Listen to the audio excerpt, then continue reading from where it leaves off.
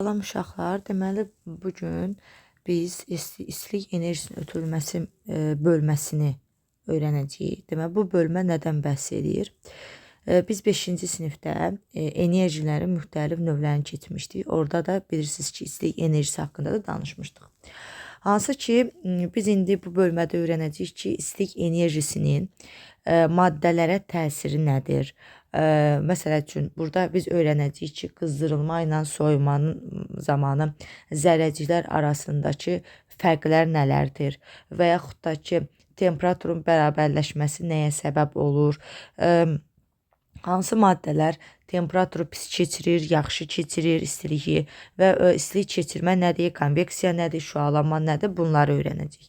Ümumiyyətlə yadımızda salırıq ki, enerjinin vahidi joule idi.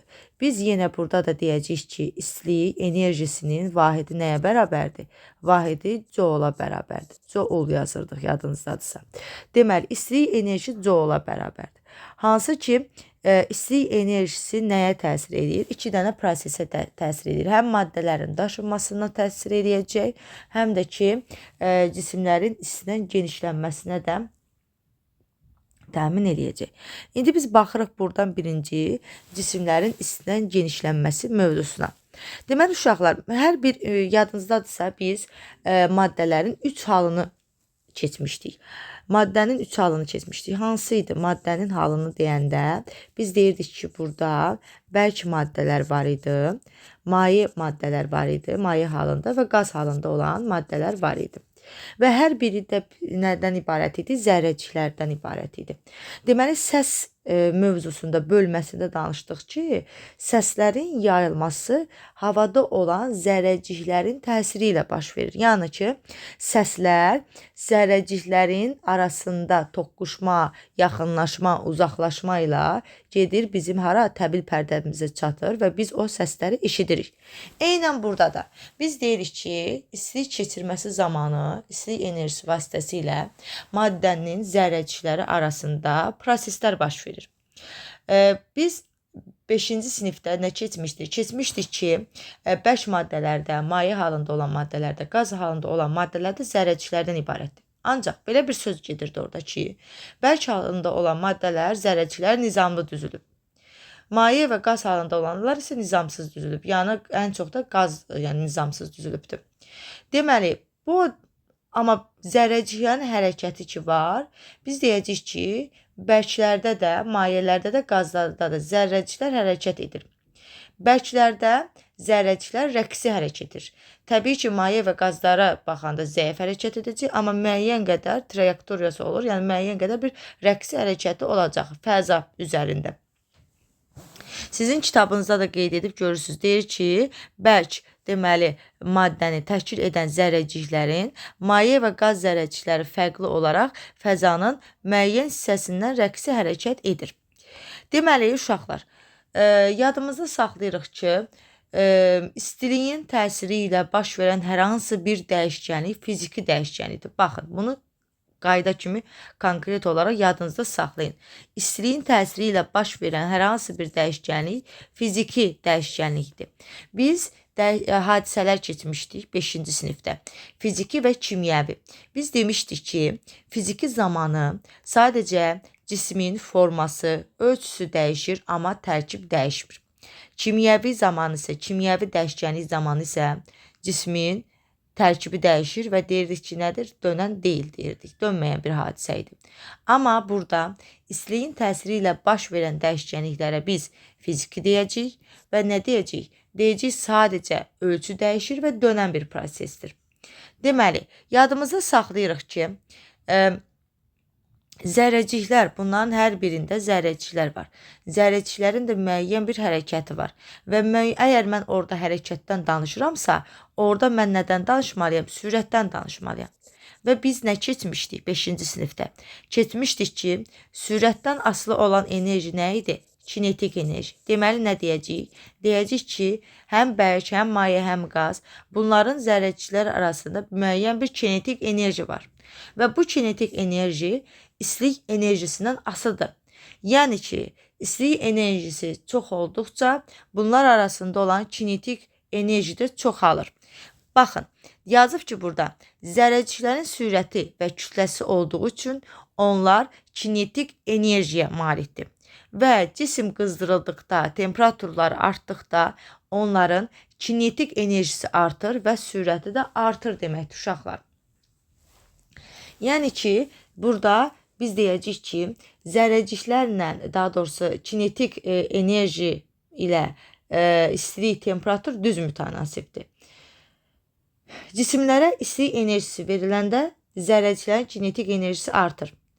Zərrəciklərin kinetik enerjisi artırsa, zərrəciklərin sürətləri artır. Yəni sürət də artdığına görə bir-birlərindən uzaqlaşma baş verir. Yəni aralarındakı məsafə böyüyür, genişlənmə baş verir. Yəni cismin genişlənməsi baş verir və sonunda da biz nə deyəcəyik? Təbii ki, burada bir temperatur artımı mövcuddur. Deməli, burada sizin kitabınızda da qeyd olunub ki, bir dəqiqə. Kitabınızda da qeyd olunub ki, yazıb ki, burada zərrəciklərin arasındakı məsafənin artması cismin həcminin artmasına, yəni genişlənməsinə səbəb olur. İstiliyin təsiri ilə cisimlərin genişlənməsi istilikdən genişlənmə adlanır deyəcəksiniz. Yenə bir daha burada qeyd kimi yenə deyirəm. Əgər ki, temperatur artırsa, kinetik enerjiniz artır. Zərrəciklərin sürəti artır. Zərrəciklərin aralarındakı məsafə artır. Görürsünüz, hamısını arta dedim. Hər biri artır. Və bunların artıq həm də nələr artacaq uşaqlar? Həcmləri də artacaq. Deyəcəksiniz ki, həcm artır. Çünki zərrəciklər artdığına görə onların həcmləri də artacaq. Çünki biz indicə dedik ki, deməli genişlənməyə səbəb olur. Düzdürmü? İstilikdən həmin cisim genişlənir. Əgər bir cisim genişlənirsə, deməli mən burada nədən danışacağım? Həcmində artmasından danışacağım. İndi burada əgər ki, belə bir düstur keçmişdik, sıxlıq düsturu keçmişdik uşaqlar sizlə. Rho bərabərdir M bölünsün V. Yadımızda saxlayırıq ki, bu proses ərzində, yəni temperatur verəndə kütlə ilə bizim işimiz yoxdur. Kütlə sabit qalır. Yəni sadəcə bizim işimiz zərrəciklərləndir. Zərrəciklərin sürəti artacaq, kinetik enerjisi artacaq temperatur artanda. Sonra onların həcmi artacaq, zərrəciklər arasındakı məsafə artacaq. Amma mənim kütlə ilə işim yoxdur. Kütlə ilə işim olmadığına görə, burada sabit ədəd, yəni sabit qaldığına görə mənim, bilirsiniz də, riyaziyyatda qayda var. Kəsirin əgər ki, məxrəci artırsa, deməli onun, yəni rho-muz bizdən nə olacaq? Riyaziyyata görə azalacaq.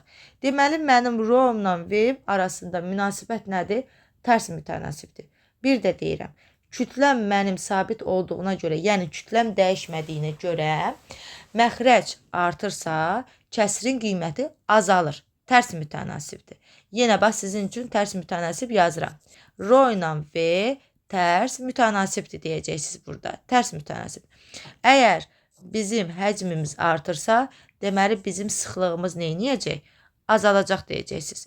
Baxın, burada da deyir ki, sizin kitabınızda qeyd edilib ki, cisimlər soyduqda zərrəciklərin kinetik enerjisi, sürəti azalır. Çünki temperatur aşağı düşdü.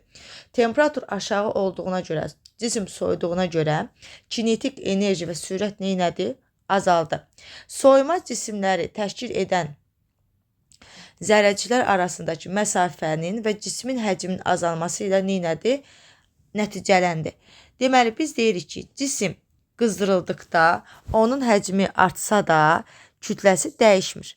Bu zaman həcmin sıxlığı azalır. Niyə? Çünki biz burada bayaqları dedik ki, həcmlə, baxın, biz burada bayaqları dedik ki, həcmlə sıxlıq tərs mütənasibdir. Burada da sizə nə deyir?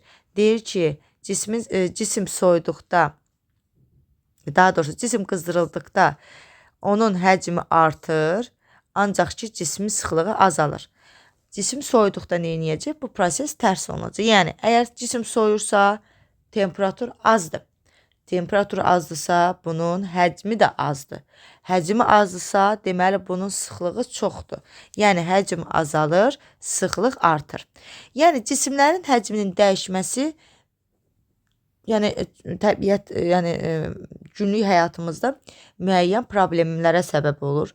Məsələn, görmüsünüz uşaqlar, qışda bu kombilərin çox soyuq olanda, çöldə moroz olanda kombilər partlayır, borular partlayır. Səbəb nədir? İçərisindən isti su gedir. İçərisindən isti su getdiyinə görə də orada bir genişlənmə baş verir.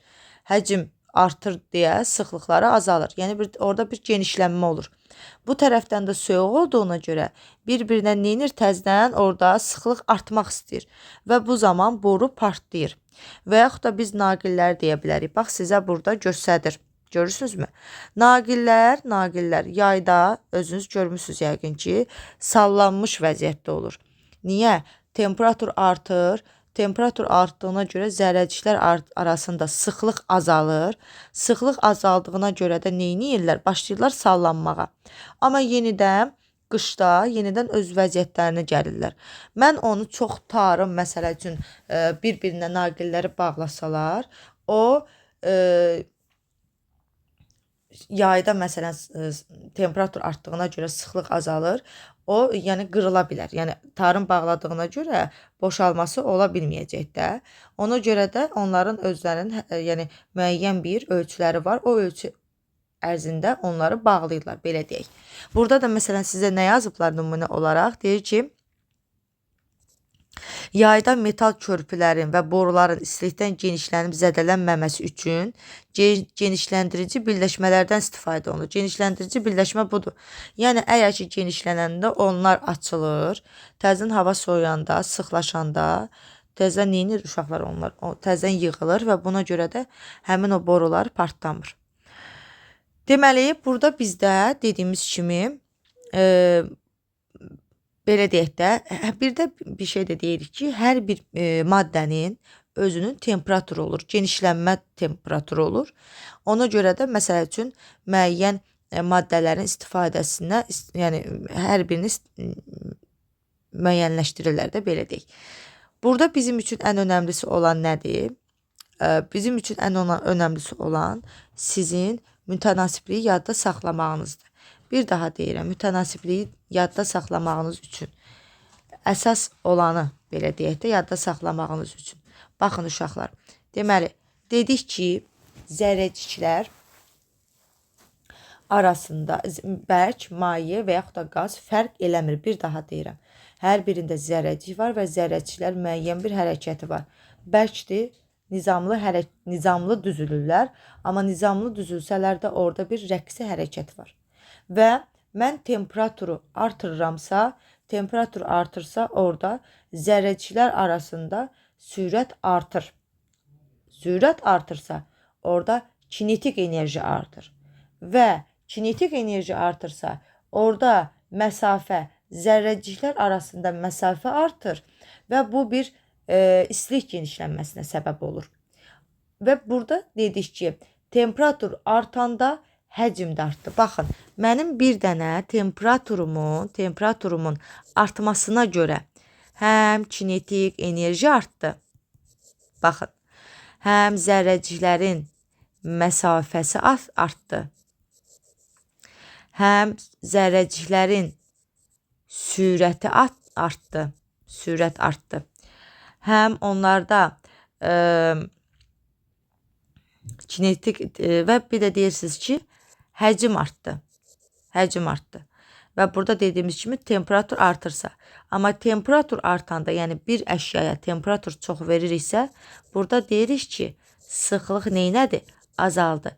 Çünki həcmlə sıxlıq bir-birinə nə idi uşaqlar? Tərs mütənasib idi. Səbəbini də bayaqları sizə izah elədim.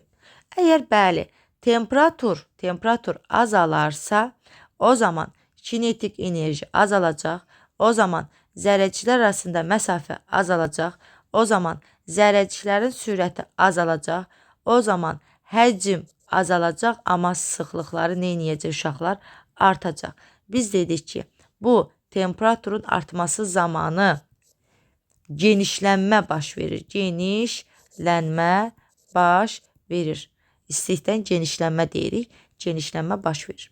Bu sizin birinci mövzunuzdur. Yəni ki, deməli, cisimlərin istidən genişlənməsi mövzusudur. Keçirik nəyə? İstilik tarazlığı və istilik keçirmə. Uşaqlar, mən bunu sizə loru dildə izah eləyəcəm ki, bu nə deməkdir? İstilik tarazlığı və istilik keçirmə nədir? Əgər ki, 2 dənə əşya varsa, o 2 dənə əşyanın birinin məsəl üçün deyirəm, temperaturu 45 dərəcədirsə, birinin temperaturu 30 deməkdə, məsələn, bir dəqiqə, birinin 2 dənə temperatur olsun, birinin temperaturu olsun 45 dərəcə, 45 dərəcə, birinin də olsun 25 dərəcə. Həmin burada bunlar arasında temperatur bərabərləşməsinin olması üçün 45 dərəcəlik bir əşyanın temperaturundan həmin digər ondan az olana gedəcək və temperaturlar neyniyəcək? Bərabərləşəcək. Yəni temperatur tarazlığı olacaq burada. Buna da biz deyəcəyik istilik tarazlığı. Deməli, istilik keçirmədə nə dedik? İstilik keçirmədə çox olan, temperaturu çox olan az olana verir. Sadəcə burada temperatur daha. Burada hər hansı bir maddənin daşınmasından danışmırıq. Baxın, danışmırıq burada. Sadəcə nədən danışırıq? Temperaturun ötürülməsindən danışırıq. Maddə daşınması yoxdur burada istilik keçirmədə. Və təzədən temperaturlar bərabərləşirsə, burada bir istilik tarazlığından danışırıq uşaqlar. Yenə deyirəm, maddə daşınması biz burada demirik, danışmırıq. Burada kitab dilindən desək, baxın görün nə deyir? Deyir ki, bir də təbii ki, bu temperaturun ötürülməsi uşaqlar kinetik enerji vasitəsilə olur. Çünki kinetik enerji zərrəciklər arasında sürəti təmin edirdi. Bayaqlar dedik. Deməli, isti cismin zərrəciklərinin kinetik enerjisi soyuq cismin zərrəciklərinin kinetik enerjisindən böyük olur. Niyə? Çünki bayaqlar dedik ki, temperatur çox olanda kinetik enerji çoxdur. Temperatur az olanda kinetik enerji azdır. Və zərrəciklərin toqquşması nəticəsində isti cisim zərrəcikləri kinetik enerjilərin bir qismini soyuq cismin zərrəciklərinə verir. Bu proses cisimlərin temperaturları bərabərləşənə qədər davam edir. Bayaqlar göstərdim sizə. Birində 45 idi, biri də 25 idi. Bərabərləşdirdi. Bərabərləşənə qədər davam edir. Təmasda olan cisimlərin temperaturların bərabərləşməsi istilik tarazlığı adlanır. Cisimlərin alova tutduqda oxşar proses baş verir. İstilik cismin isti hissəsindən soyuq hissəsinə ötürülür. İstilik isti cisimdən onunla təmasda olan soyuq cismə və yaxud da ki, cismin bir hissəsinin digər hissəsinin ötürülməsi də istilik keçirmə deyilir. Yəni ki, belə deyirik də, mən məsəl üçün bir əşyanın, bir cismin temperatur 45-dirsə, birinci 25-dirsə və 45-in temperaturu 25-ə keçirsə, bu istilik keçirmədir. Bərabərləşirsə, hər ikisi 35 olursa, bu nədir uşaqlar? Bu istilik tarazlığı deməkdir. Və bu da nəyə görə idi? Kinetik enerji hesabına baş verir deyirik. Və yadımızda saxlayırıq ki, bəzi maddələr istiliyi yaxşı keçirir, bəzi maddələr istiliyi pis keçirir. Yəni maddənin növündən asılıdır. Burada sizə yazıb ki, istiliyi yaxşı keçirənlər və istiliyi pis keçirənlər. Bunu bilməlisiniz əzbərdən. İstiliyi yaxşı keçirənlər qızıldır, gümüşdür, sinkdir, misli dəmirdir. Bir dənə bax, açıq bir nümunə deyim sizə. Evdə gedirsiniz, dəmir bir dənə, yəni getməyin də ümumiyyətlə. Adi bir isti yemək yeyəndə, dəmir qaşıqla biz yedikdə, yeməyin istiliyi dəmirə keçir. Yəni o qaşıq da istilənir və yaxud da isti çayı biz qarışdırırıqsa, həmin o çay qaşığı da başlayır qızmağa. Səbəb nəyə görədir? Səbəb həmin suyun istiliyinin dəmirə keçməsinə görədir. Sudakı olan kinetik enerji dəmirin kinetik enerjisinə keçir. Çünki qaşıq soyuq olduğuna görə orada kinetik enerji az idi.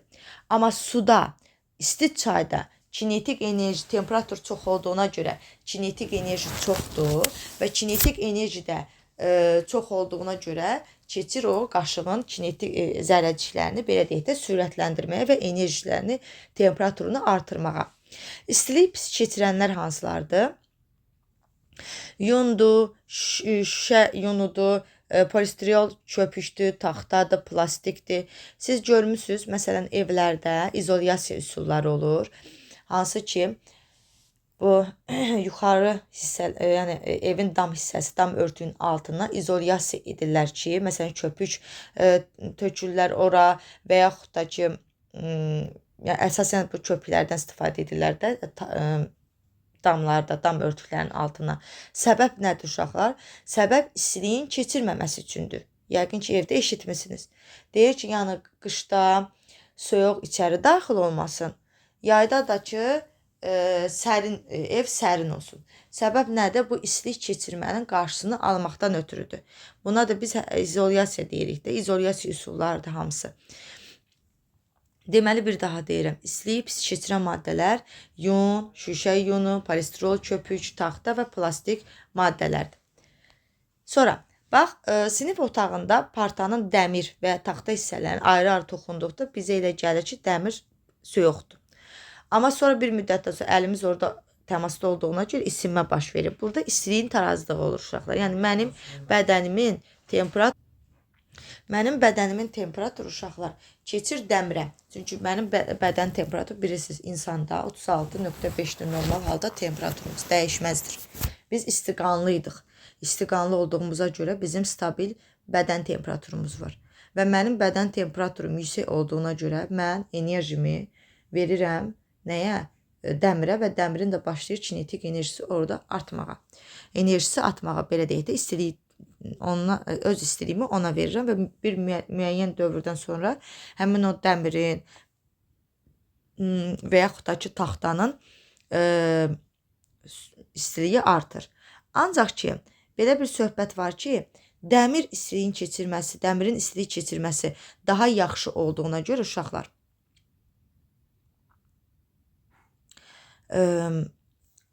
dəmir daha tez isinəcək, nəinki taxta. Dəmirin sürəti daha çox olacaq. Sonra gündəlik həyatda deyir ki, bəzi maddələr istiliyi yaxşı, bəziləri pis keçirməsi işlərimizi təbii ki, asanlaşdırır. Burada sizin üçün qeyd edilib kitabda ki, istilik keçirmə nəticəsində çaydanın əvvəlcə aşağı, sonra yuxarı hissəsi qızır. Tava, qazan və çaydanlar metallardan, dəstəkləri isə plastik və yaxud da taxtalardan olur. Çünki istilik keçirməməsi üçün mən rahat tutmağım üçün çaynıqı və yaxud da tavanı həmin o hissələr, tutacaq hissələri istilik keçirməyən maddələrdən istifadə olunur.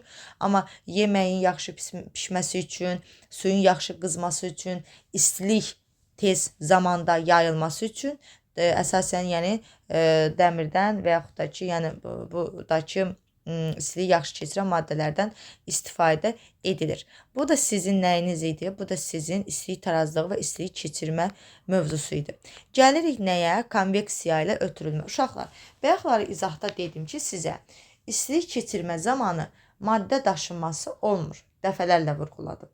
Amma konveksiya zamanı maddə daşınması olur. Maddə daşınması nə deməkdir?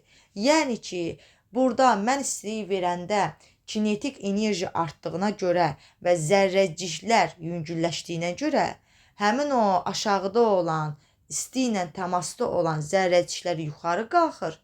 Soyuq zərrəciklər yenidən aşağı. Yəni müəyyən bir yer dəyişmə olur uşaqlar. Müəyyən bir yer dəyişmə olur.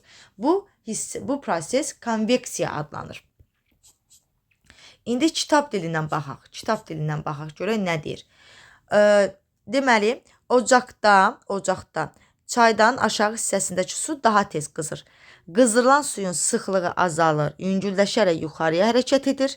Bu zaman yuxarı hissədəki soyuq su da çaydanın aşağı hissəsinə axın edir və bunun nəticəsində çaydanın aşağı hissəsindən yuxarı hissəsinə su axınları vasitəsilə istiliyin ötürülməsi baş verir. Yəni dövr eləyir uşaqlar. Zərrəciklər dövr eləyir. Adi evdə radiatorlar var. Yəni sinifimizdə radiatorlar var. Görürsünüz, su dövriyyəsi var. Su dövriyyəsi nə üçündür? İstiliyi ötürmək üçündür, bərabər şəkildə. Yadımızda saxlayırıq, oxşar proses qazlarda baş verir. İsti olduğu üçün yüngülləşərək yuxarı hərəkət edən qazın yerinə soyuq qaz axın edərək cərəyan yaranmasına səbəb olur. Hətta biz bu cərəyanı hardan bilirik? Məsələn, hava proqnozu verilişlərində deyir ki, isti hava axını, soyuq hava axını yer dəyişməsini göstərirlər. Bu yer dəyişmə də bir nə adlanır? Konveksiya adlanır. Deməli, konveksiyada maddənin daşınması baş verir. Bax, bir daha deyirəm, maddə daşınması baş verir. Zərrəciklərin yer dəyişməsi baş verir. İstiliyin maye və yaxud da qaz axınları vasitəsilə, cərəyanlar vasitəsilə ötürülməsi konveksiyadır. Bərk cisimlərdə istilik keçirmədən fərqli olaraq konveksiya zamanı maddə bir yerdən başqa yerə keçirilir. Bayaqları dedim ki, istilik keçirmədə sadəcə enerji ötürülməsi olur uşaqlar, amma konveksiyada maddə daşınması olur istilik keçirmədən fərqli olaraq.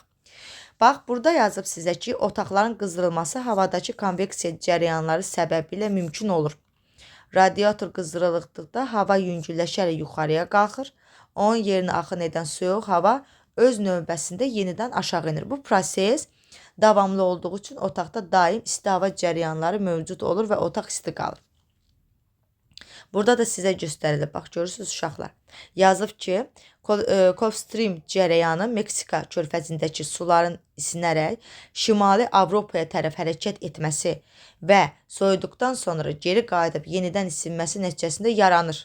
Bu cərəyan Şimali Avropa iqliminin daha mülayim olmasına kömək edir.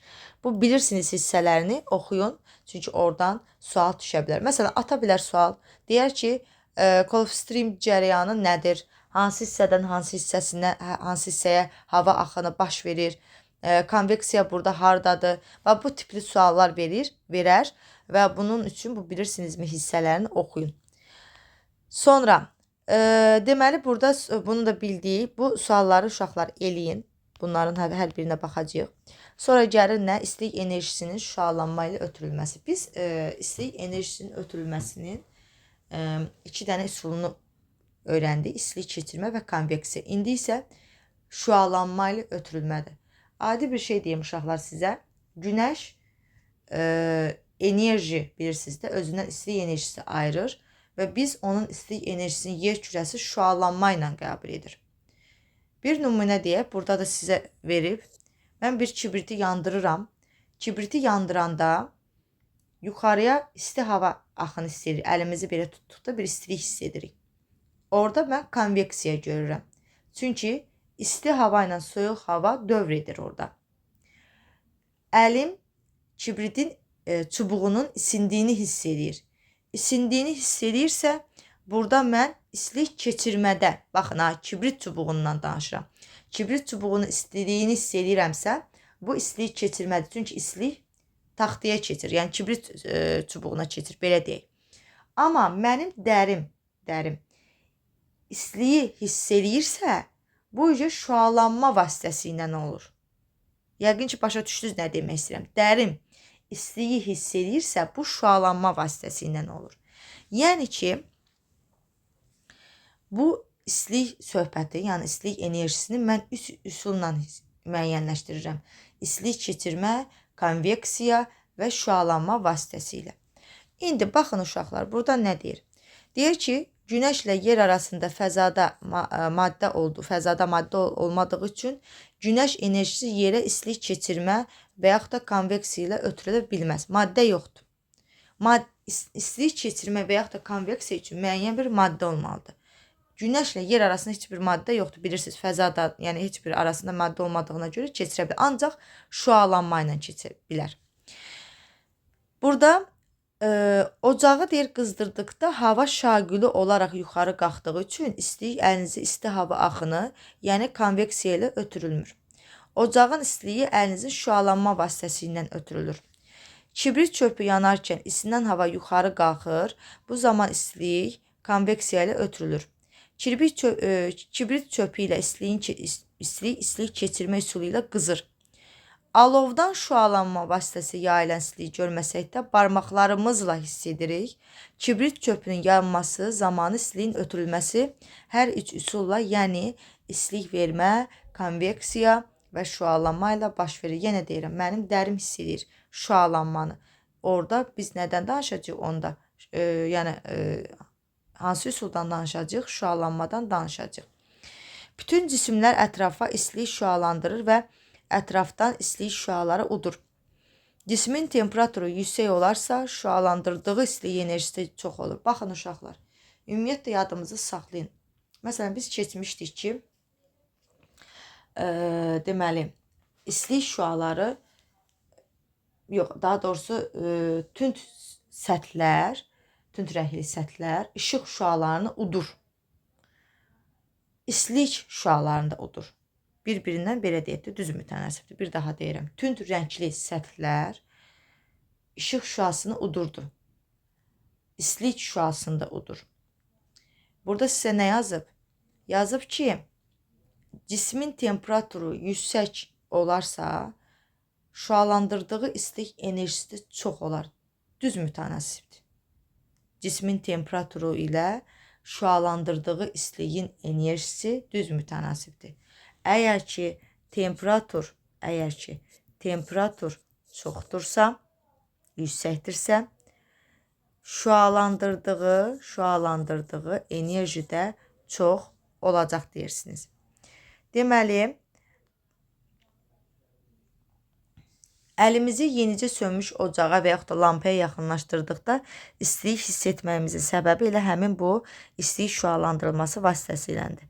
İşıqdan fərqli olaraq biz, məsələn, işığı biz görürük. Amma istilik şüasını görmək mümkün deyil. Onun üçün xüsusi termal kameralardan istifadə edilir. Bax, bunlar, məsələn, gecə hansısa bir meşəyə kamera qoyurlar ki, heyvanları görsünlər. O kamera çəkə bilmir işıq olmadığına görə. Amma ki, sadəcə onların bədən, istiqanlı heyvanların, istiqanlıdan danışıram ha, onların bədən, bax, burada sizə fili göstəriblər, görürsünüz, fil istiqanlıdır. İstiqanlı olduqlarına görə onların bədənlərinin xüsusi temperaturu var və termal kameralar hiss edir.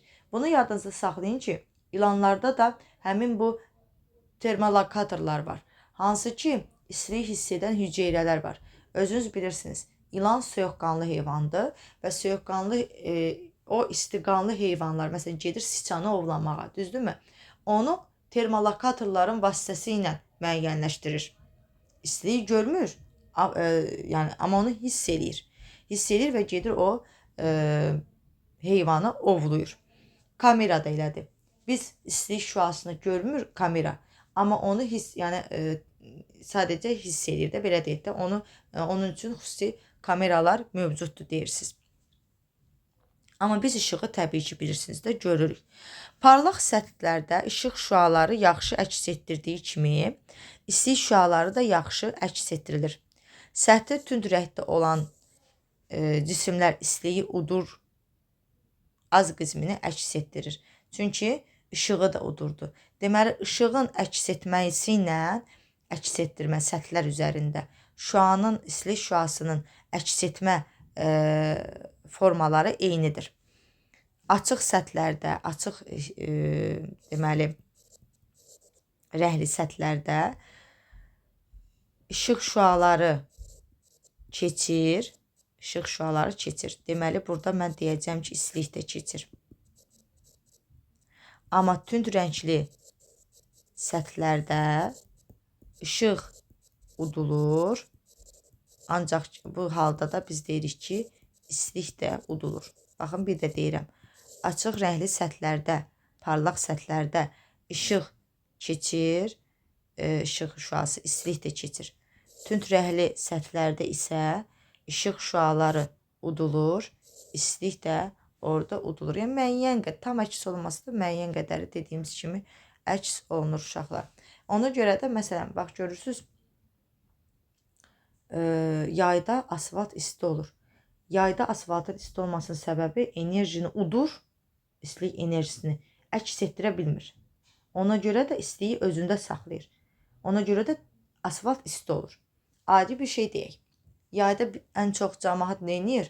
Açıq rəngli paltarlar geyinmək üstünlük edirlər də. Məsələn, özünüz görmüsünüz də futbolçuların yayda çoxsu nə rəngdə geyinir? Ağ rəngdə geyinir. Niyə? Çünki istiliyi keçirir. Yəni onlar üçün isti olmur da. Ağ rəng sərin saxlayır. Amma ki udmur, sadəcə keçir. Amma ki, məsələn, mən yayda tutaq ki, qara rəngdə bir kofta geyinirəmsə, nə bilim, don geyinirəmsə, mən daha çox istilik uduram deyə istiliyi daha çox hiss edirəm. Amma mən bir dənə ağ rəngdə bir kofta geyinsəm, o an mənə daha sərin gələcək. Çünki istiliyi udmur, istiliyi keçirir. Məsələn, ona görə futbolçular da günün altında oynayanda ağ rəng geyinməyə, ağ rəng geyinirlər. Yəni bunu yadda saxlayın. Yəni ki, futbolla da, yəni həyatla da əlaqələndirirəm ki, sizi yadınızda saxlayasınız uşaqlar. Sonra nə qaldı burada? Bunları indi siz cavablandıracaqsınız. Bax, burada bir dənə də bilirsinizmi var. Burada bir diqqət eləyək. Deyir, təyyarələr günəş şüalarına çox məruz qaldığı üçün adətən ağ rəngdədirlər. Ağ rəng istilik şüalarının böyük hissəsini əks etdirdiyi üçün təyyarənin səthi və daxili qızmır, deyir ki. Ağ rəng olduğu üçün. Çünki keçirmir. Baxın, bölmənin xülasəsində nə deyir? İstilik enerjisi vahidi jouldur. Səbəb olur maddələrdə hal dəyişkənliklərinə, cisimlərin istidən genişlənməsinə. 3 dənə üsulu var. İstilik keçirmə üsulu, konveksiya üsulu, şüalanma üsulu. İstilik keçirmə üsulu nə idi uşaqlar? Enerjinin bir cismindən digərinə və ya cismin isti hissəsindən soyuq hissəsinə ötürülməsi idi.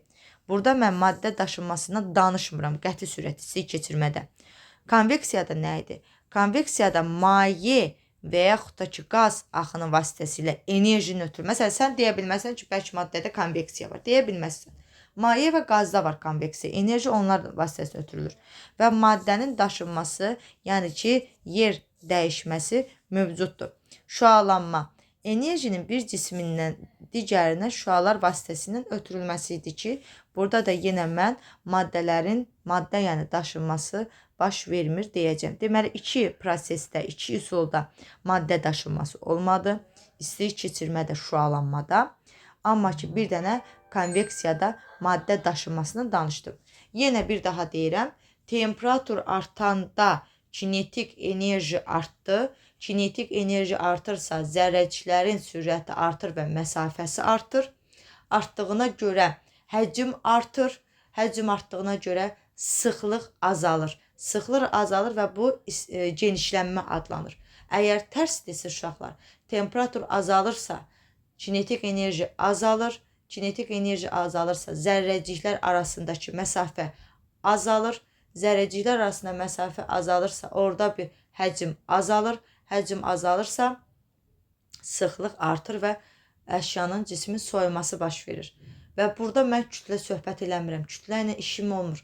Hər vəziyyətdə istəyirsiniz temperatur çox olsun, istəyirsiniz temperatur az olsun, istəyirsiniz əşyanın soyuması olsun, istəyirsiniz genişlənməsi olsun. Fərq yoxdur. Biz burada kütlə haqqında danışmırıq. Kütlə hər bir halda dəyişməz olur.